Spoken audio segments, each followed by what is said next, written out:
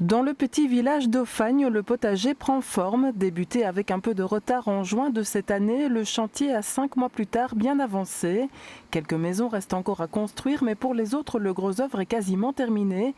Et pour plusieurs habitations, le parachèvement est en cours. On se trouve en fait dans la cour collective.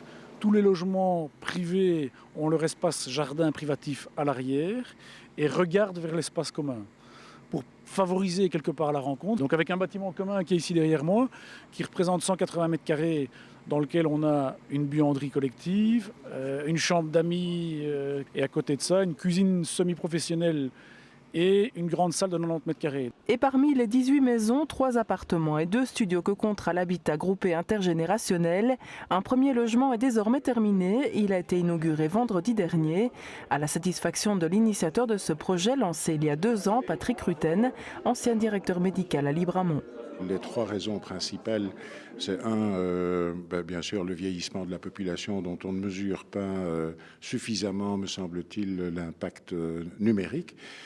En second lieu, aujourd'hui, en ces temps de crise, il y a des difficultés d'accession à la propriété pour les plus jeunes. Autre défi sociétal, c'est la désagrégation des liens familiaux, les familles monoparentales.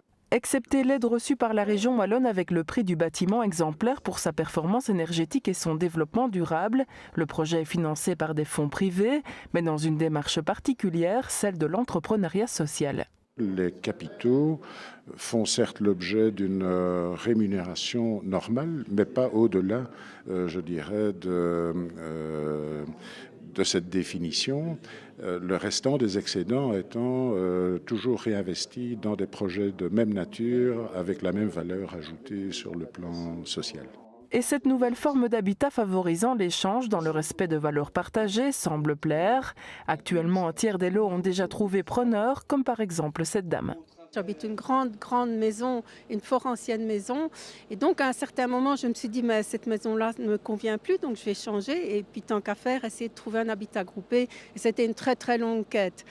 Ça a pris plusieurs années, j'étais dans plusieurs groupes. Et quand j'ai rencontré l'équipe de New Village, qui m'a présenté leur projet et qui m'ont dit, c'est clé sur porte, je me suis dit, ah yes, ça y est, j'ai trouvé. Quant à l'entrée dans les logements, elle est prévue à l'automne 2015. D'ici là, des portes ouvertes seront organisées les 15 et 22 novembre prochains.